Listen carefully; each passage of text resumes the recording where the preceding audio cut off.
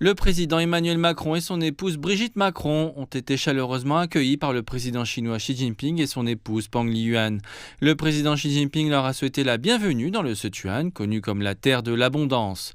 Le président chinois a rappelé sa visite l'année dernière dans le département des Hautes-Pyrénées en France. Il a déclaré que ce voyage à Dujiangyan aiderait Emmanuel Macron à mieux comprendre la Chine. Les deux dirigeants ont longé les anciens ouvrages hydrauliques et discuté de l'histoire du site. Le système d'irrigation de Dujiangyan, construit il y a plusieurs siècles pour irriguer la plaine de Chengdu et contrôler les inondations, est toujours en service. Le président Xi Jinping a déclaré qu'il s'agissait de l'un des premiers exemples réussis de coexistence harmonieuse entre l'humanité et la nature. Son processus de construction reflète pleinement l'esprit de la nation chinoise, caractérisé par l'amélioration constante, l'intrépidité face aux difficultés et le courage d'aller de l'avant. Emmanuel Macron a souligné l'importance de Dujiangyan et la sagesse qui se cachait derrière ce chef-d'œuvre d'ingénierie qui fonctionne depuis plus de 2000 ans. Il a déclaré que la France et la Chine étaient des civilisations anciennes et que leurs peuples partageaient des aspirations similaires pour une vie meilleure.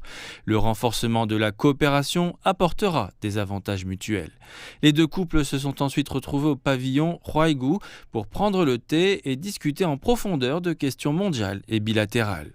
Le président Xi Jinping a déclaré que le renouveau national nécessitait des progrès matériels et une confiance culturelle. La civilisation chinoise, innovante, unifiée, inclusive et pacifique, est la seule civilisation ancienne à s'être développée sans interruption pour devenir un État moderne. La diplomatie sino-française représente non seulement une poignée de main entre deux nations souveraines, mais aussi une rencontre entre deux grandes civilisations. Grâce au dialogue et à la coopération, les deux pays peuvent contribuer davantage à la paix, à la stabilité et au développement mondiaux. Emmanuel Macron a déclaré que la France était prête à renforcer la communication avec la Chine, à résoudre les conflits par le dialogue et à œuvrer ensemble pour préserver la paix mondiale. Le président Xi Jinping et Peng Liyuan ont organisé un déjeuner pour le président Macron et son épouse. Les deux dirigeants ont convenu de maintenir une communication étroite et de faire progresser davantage le partenariat stratégique global entre la Chine et la France.